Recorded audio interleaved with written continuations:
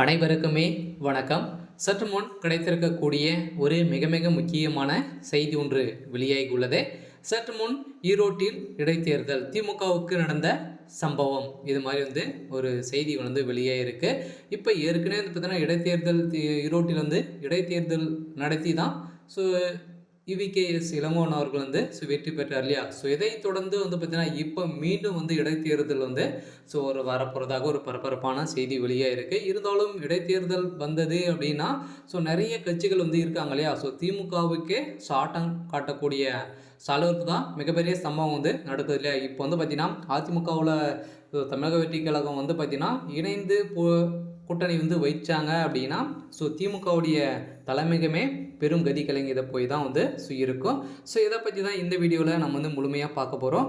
அதுக்கு முன்னாடி நம்ம சேனலுக்கு இப்போ தான் நீங்கள் முதல் முறையாக வந்திருக்கீங்க அப்படின்னா மறக்காமல் நம்மளுடைய சேனலை சப்ஸ்கிரைப் பண்ணிக்கோங்க. வாங்க வீடியோக்குள்ளே போகலாம். இவிகேஎஸ் இளங்கோவன் அவர்கள் பார்த்தீங்கன்னா திடீர் மரணமால் அவருடைய ஈரோடு கிழக்கு தொகுதி பதவி பார்த்தீங்கன்னா காலியாக தான் இருக்கு இல்லையா. இதைத் தொடர்ந்து விரைவில் இடைத்தேர்தல் நடத்தப்படும் என கட்டாயமாக கேள்வி எழுப்பி வரும் நிலையில் இப்போ காங்கிரஸ் போட்டியிடுமா எதற்கு ஒரு பெரிய கேள்விக்குறியாக தான் இருக்குது. இருந்தாலும் போட்டியிடக்கூடிய அளவிற்கு இப்போ பார்த்தீங்கன்னா வேட்பாளர் இடைத்தேர்தல் வேட்பாளர் யார் செல்வதங்கை வெளியிட்ட ஒரு அறிக்கையில் பார்த்தீங்கன்னா இப்போ அரசியல் களத்தில் ஒரு பரபரப்பை ஏற்படுத்தியிருக்கு. இருந்தாலும் ஈரோடு சட்டமன்ற தொகுதி மறு அமைப்படுத்தும் போது 2008ஆம் ஆண்டு உருவானது. ஈரோடு கிழக்கு தொகுதி இதுவரை 4 தேர்தல்களை சந்தித்துள்ளது.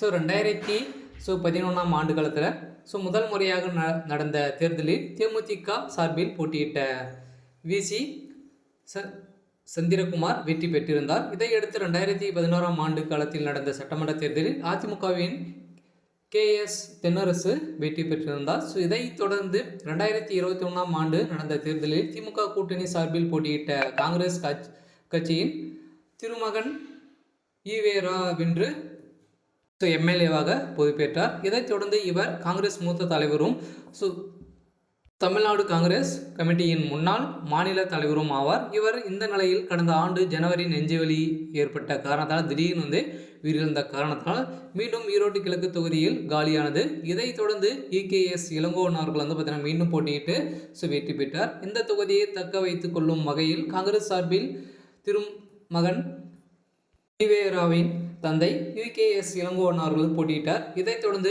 மிகப்பெரிய வெற்றிகளை பெற்றிருந்தார் இல்லையா. 66,000க்கும் மேற்பட்ட வாக்குகளை வித்தியாசத்தில் வெற்றி பெற்றார்.